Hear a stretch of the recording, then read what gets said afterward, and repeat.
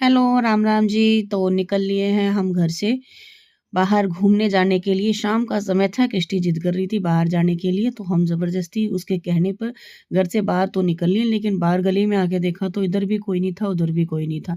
चारों तरफ पड़ा था सुनसान एकदम सन्नाटा।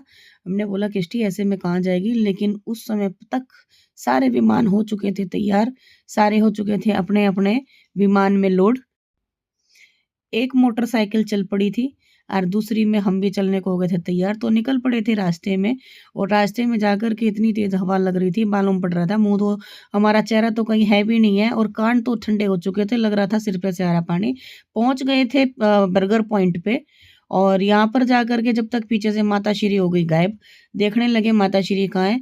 माता श्री तो दिखाई नहीं दी। दे दिया था ऑर्डर बर्गर का।